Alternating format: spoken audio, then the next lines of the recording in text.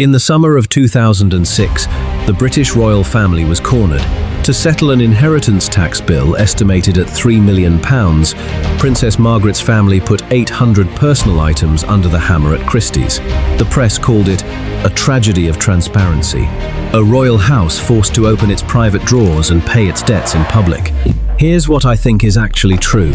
It wasn't transparency, it was the opposite, because the thing that exposes the entire system is not what was put up for sale. It's a tiara worth millions of dollars that was quietly removed from the list.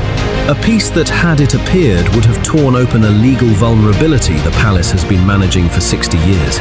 By the end of this video, you won't just know where that tiara might be. You'll have a framework for reading every royal asset story you encounter from this point forward. The system is hiding in plain sight. And once you see it, you can't unsee it. Let me give you the numbers first, because the numbers are where this story breaks. The 2006 Christie's auction generated approximately £13.6 million across 2 days in June. The UK inheritance tax rate at the time was 40%. The estimated tax obligation the family needed to settle was in the region of £3 million. Hold that. The auction raised more than 4 times the amount required to clear the debt. So the question is not, did they have enough? They had more than enough after the first morning of sales. The question is, why did 800 items need to go under the hammer? And the more interesting question, the one nobody asked at the time, is this: who decided which 800 items those were? Because 800 lots do not assemble themselves. Every piece in that catalogue was reviewed, assessed, legally cleared for sale, and approved for inclusion. Which means every piece not in that catalogue was also reviewed, assessed, and approved for exclusion. The narrative built around the auction was constructed on a single emotional premise: a family with no choice. Sad, inevitable, transparent. The press received it with genuine sympathy. That sympathy is what made the exclusion process invisible. Public sympathy is not a condition that generates scrutiny. A grieving family forced to sell their mother's jewelry does not invite the question, what did they decide not to sell? That is the question this video is about.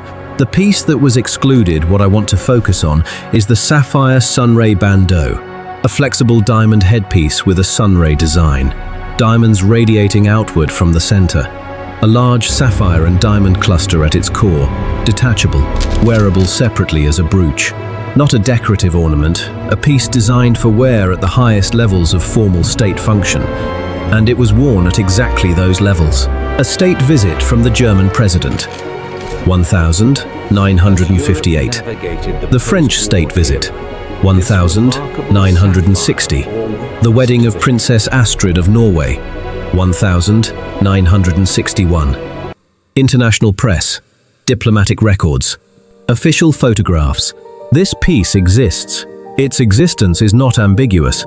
It is in the photographic record of multiple state events across 3 separate countries. And then, from approximately 1962 onward, it stops existing publicly. No sale, no transfer, no announcement. It simply disappears. And in 2006, when her estate is catalogued with what is presented as exhaustive precision across 800 lots, it doesn't appear. Not once. That is where the story begins. But it's not where it ends. Because the missing tiara is only the first layer. To understand why the exclusion matters, you need to understand the ownership history, or more precisely, the absence of one. Jewelry historian Leslie Field, writing in The Queen's Jewels in 1987, in the chapter documenting Queen Mary's personal acquisitions, states that the bandeau also belonged to the Empress. The Dowager Empress Maria Feodorovna of Russia, mother of Tsar Nicholas II, evacuated from revolutionary Russia in 1919 on a British warship dispatched by her nephew, King George V. She died in exile in 1928. Her daughters sold pieces from her collection. Queen Mary was among the buyers. Several of those transactions are documented receipts survive. The acquisition of the Sapphire Sunray Bandeau is not among them. No receipt, no date, no record. Field's claim has been in print since 1987. The palace has never confirmed it. They have never denied it either. no correction issued, no alternative provenance offered. Nearly 40 years of published assertion met with complete institutional silence. That silence is the first indicator. But here is where the ownership question gets considerably more complicated. Field also notes this directly. Queen Mary left the piece to the Queen Mother, who never wore it publicly but loaned it to Princess Margaret for a number of years. That word, loaned, that single word is where the legal machinery starts. And once you see what it means, the 2006 auction looks completely different. If the bandeau was a loan from the Queen Mother to Margaret, then upon Margaret's death in 2002, legal ownership did not pass to her children. It reverted to the Queen Mother, who died the same year, which placed it directly back into the hands of Queen Elizabeth II, which means it was never part of Margaret's personal estate at all. Now, follow the financial logic. Under UK law, assets classified as personal property are subject to the full 40% inheritance tax. Assets classified as Crown property, or pieces held under institutional loan, are effectively exempt. They sit outside personal estate proceedings entirely. If the bandeau was listed in Christie's catalogue, the act of listing it would constitute a legal claim of personal ownership, which triggers a 40% tax liability on assessed value, which also permanently places on public record the fact that this piece, undocumented Romanov provenance, murky loan history, decades of unclassified circulation, had been held in Margaret's possession without proper legal classification. Not listing it is the clean solution, the financially protected solution. The piece stays invisible, no liability triggered, no record created. The auction proceeds as the sympathetic, inevitable dispersal the press was already primed to report. And this is where the story stops being about one missing tiara, because the bandeau is not the only piece that was excluded without explanation.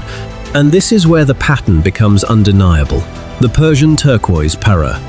A complete set tiara, necklace, brooch, earrings presented to Lady Elizabeth Bowes Lyon as a wedding gift from King George V in 1923.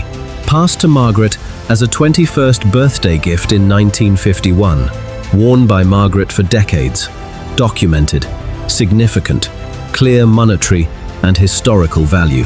Not in the 2006 auction, no explanation given, reportedly now with the Earl of Snowdon. On what legal basis? No one has said.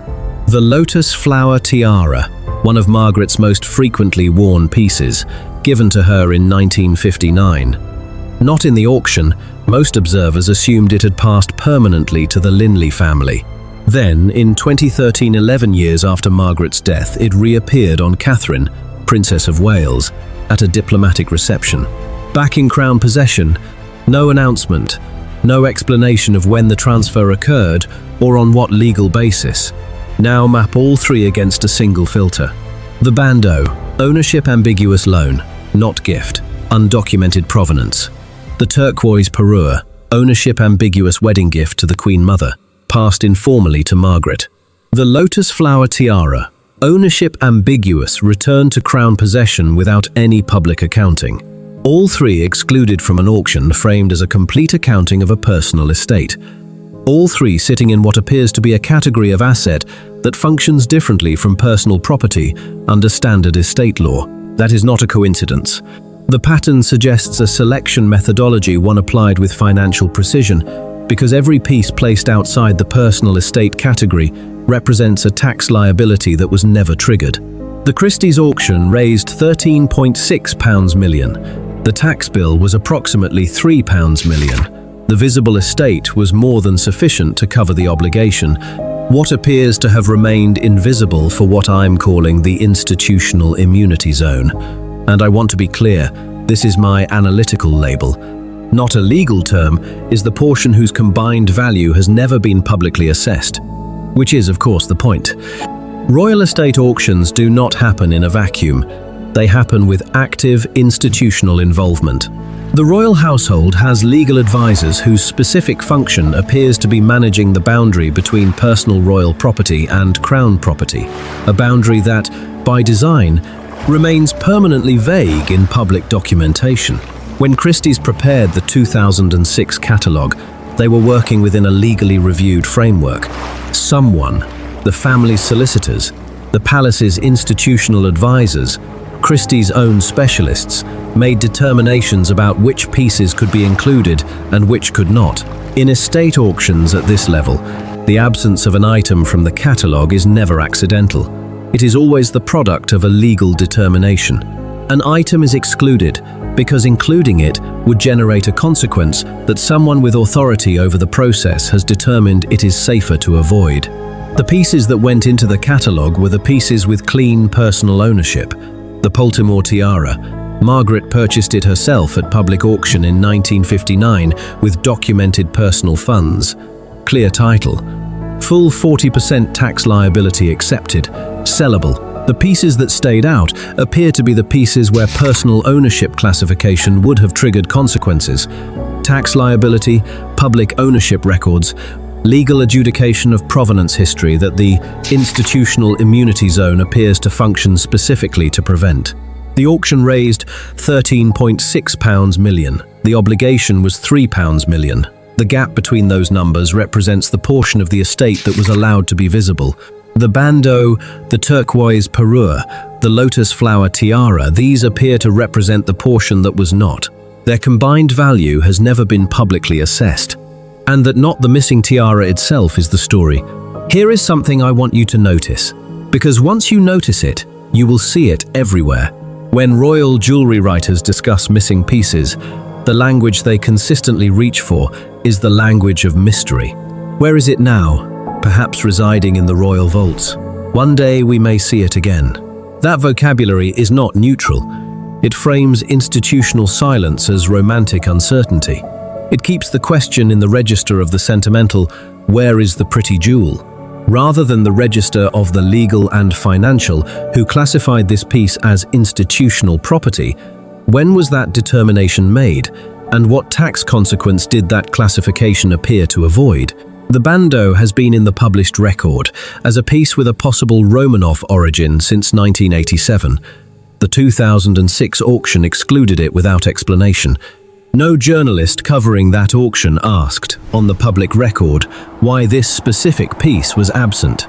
No palace spokesperson has ever addressed the question. That consistent framing across decades, across multiple outlets, appears to be the product of a relationship between royal journalism and royal institutions in which certain questions are understood to be outside the acceptable range of inquiry. Not because anyone explicitly said so, but because the culture of coverage has, over time, absorbed the institution's operating assumptions as its own. Whether that happens by design or by something more diffuse, a trained deference, a cultural reflex that reaches for mystery rather than mechanism, is worth sitting with. But notice the effect either way. The question stays comfortable. The system stays intact. Here is the simplest version of what the institutional immunity zone appears to look like in practice.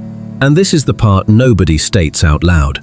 There is a category of royal object that has been in circulation within the family for so long, passed through so many informal transfers, across so many decades that its legal classification has never been formally adjudicated, possibly was never intended to be, not because anyone forgot to write it down, but because leaving it unwritten appears to be more useful than resolving it. An unclassified asset sits outside the personal estate.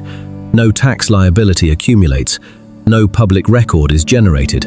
It can be moved, retained, or transferred by institutional decision without external accountability. The bandeau appears to be in that zone. The turquoise parure appears to be in that zone. The lotus flower tiara was in that zone, until it wasn't. And this is where it gets interesting. Because the lotus flower question was not resolved by documentation. It was resolved by display. By the institutional act of placing it on a future Queen of England at a state dinner and photographing it, the context of that appearance implied ownership.